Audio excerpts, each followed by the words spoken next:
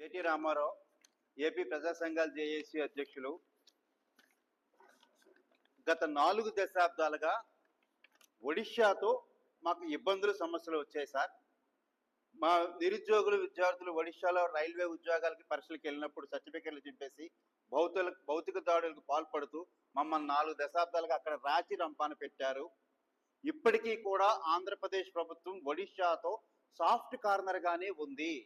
నాగావళి, వంశధార, పోలవరం వంటి ప్రాజెక్టుల విషయంలో, కొటియా గ్రామాల లాంటి విషయంలో మా మీద సుప్రీంకోర్టులు వేస్తూ మమ్మల్ని కోర్టులో నిలబెడితే, ఇవాళ కేకే లేని విషయంలో డబుల్ ఇంజిన్ సర్కార్ అనే పెద్దలు వాళ్ళు సాఫ్ట్గా ఉన్నారు తప్ప యాక్షన్ లేదు. పోరాటాల తర్వాత ఒక గెజిట్ నోటిఫికేషన్ వచ్చిందండి.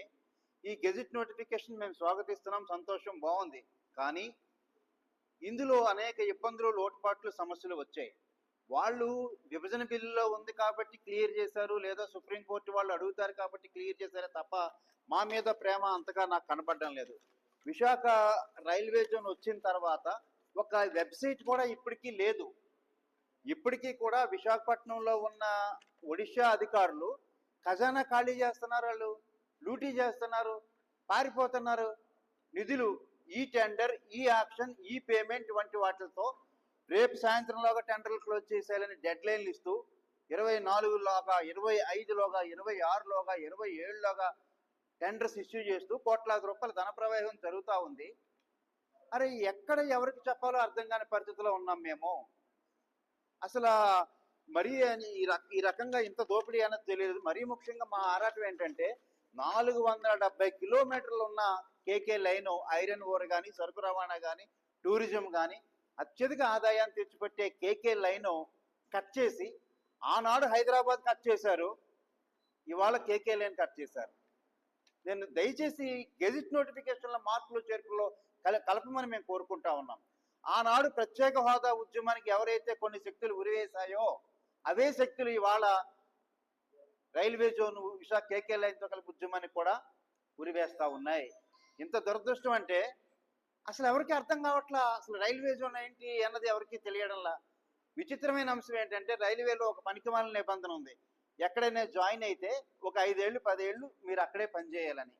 గేమ్ ఏంటంటే ఇక్కడ హెడ్ క్వార్టర్ లేదు, సొంతిల్లు లేదు. ఆంధ్రప్రదేశ్లో రైల్వే పరంగా సొంతిల్లు లేకపోవడం వల్ల మన విద్యార్థులు కానీ, నిరుద్యోగులు కానీ ఏం చేస్తున్నారు, భువనేశ్వర్ కానీ, బెంగళూరు కానీ, చెన్నై కానీ, తెలంగాణ వెళ్ళి దరఖాస్తు చేసుకుంటున్నారు.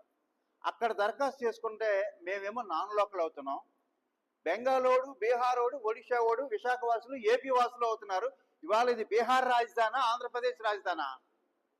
ఇక్కడ వాళ్ళు స్థానికులు అవుతున్నారు. వాళ్ళకి 1,50,000 రూపాయల జీతాలు, 10-15 వేల జీతాలు, బాత్రూములు కడిగాయన్నీ మాయే.